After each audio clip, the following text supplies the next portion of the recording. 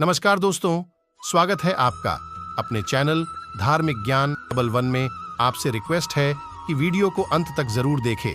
Video पसंद आए तो लाइक करें, साथ ही दोस्त, रिश्तेदार में शेयर एंड सब्सक्राइब जरूर करें।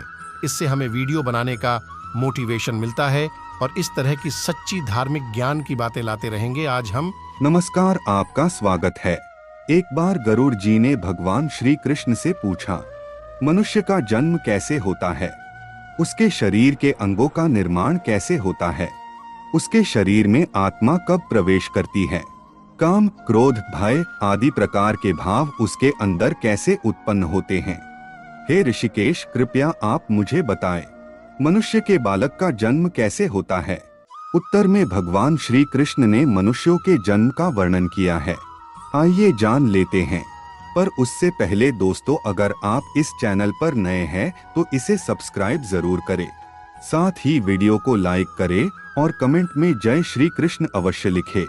श्री कृष्ण कहते हैं, हे गरुड़, कोश के निर्माण की परम गोपनीय प्रक्रिया को मैं कहता हूँ।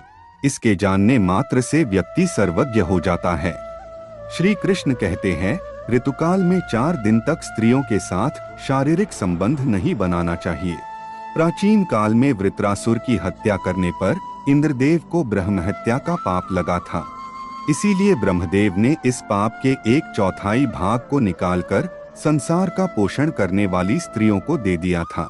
इसी कारण से ऋतुकाल के 4 दिन तक स्त्रियां अपवित्र मानी जाती है।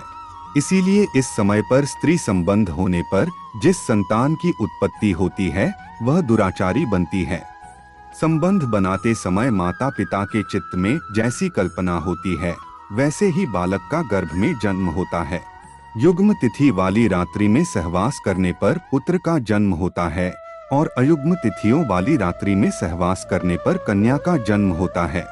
किसी भी स्त्री और पुरुष को ऋतुकाल के पहले सप्ताह को छोड़कर दूसरे सप्ताह में सहवास करना अधिक शुभ होता है। स्त्रियों का ऋतुकाल 16 रात्रि का होता है। यदि 14वीं रात्रि में गर्भ धारण की क्रिया होती है तो इस गर्भ से गुणवान, बुद्धिमान तथा धर्मनिष्ठ पुत्र का जन्म होता है। किंतु यह रात्रि सामान्य लोगों को प्राप्त होना संभव नहीं है। सामान्यतः स्त्रियों में गर्भ की उत्पत्ति 8वीं रात्रि के मध्य में ही हो जाती है। ऋतुकाल के 5वें दिन किसी भी स्त्री को कड़वा, तीखा और उष्ण भोजन का त्याग कर देना चाहिए और केवल मधुर भोजन ग्रहण करना चाहिए, क्योंकि स्त्री को कोख औषधि पात्र है और पुरुष का बीज अमृत तुल्य है। स्त्री की कोख में बीज का वपन करके पुरुष सम्यक फल को प्राप्त कर सकता है। आइए अब जानते हैं गर्भ में बालक की उत्पत्ति कैसे होती है। शुरुआत में शुक्र और रक्त के संयोग से जीव पिंड रूप में अस्तित्व को प्राप्त करता है और गर्भ में वह उसी प्रकार से बढ़ता है जैसे आकाश में चंद्रमा की अभिवृद्धि होती है। रक्ताधिक्य होने पर कन्या का जन्म होता है। शुक्र अधिक होने पर पुत्र उत्पन्न होता है और जब रक्त और शुक्र एक समान होते हैं तो नपुंसक जन्म लेता है। शुक्र तथा शोणित पहले दिन और रात्रि में कलल बन जाता है।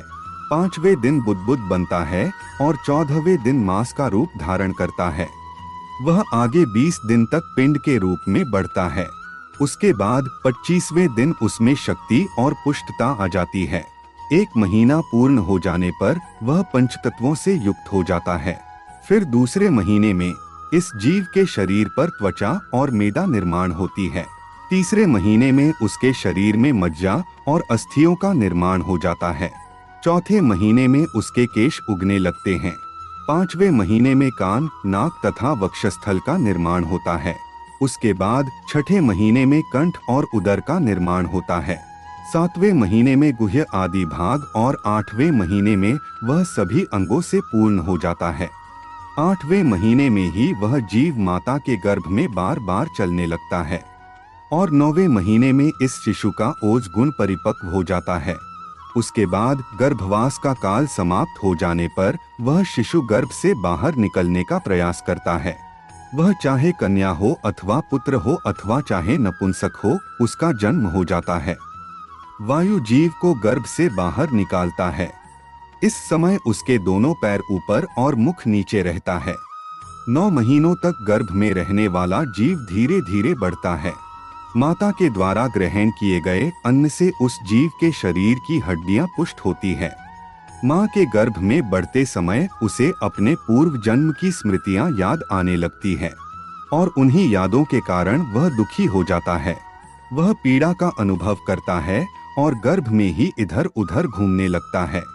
वह गर्भ में यह सोचने लगता है कि बाहर संसार में जाने पर मैं फिर से ऐसा कोई काम नहीं करूंगा जिससे कि मुझे फिर से मनुष्य रूप में जन्म लेना पड़े। ऐसा सोचकर वह अपने सैकड़ों पूर्व जन्मों का स्मरण करता है। माता के गर्भ में पल रहा शिशु भगवान से कहता है कि मैं इस गर्भ से अलग होने की इच्छा नहीं करता, क्योंकि बाहर जाने पर पाप कर्म करने पड़ते हैं जिससे नरक आदि प्राप्त होते हैं। और फिर वह अधोमुख होकर गर्भ से बाहर निकलता है। बाहर निकलते ही वह दुखी होता है। वह रोते हुए विलाप करता हुआ गर्भ से बाहर आता है। उस समय इस जीव को असह्य कष्ट देने वाली मूर्छा आ जाती है, किंतु कुछ ही क्षणों में वह पुनः चेतना में आ जाता है। वायु के स्पर्श से उसे सुख की अनुभूति होती है।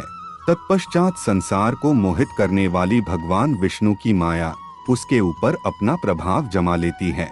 उस माया के प्रभाव से वह संपूर्ण ज्ञान भूल जाता है।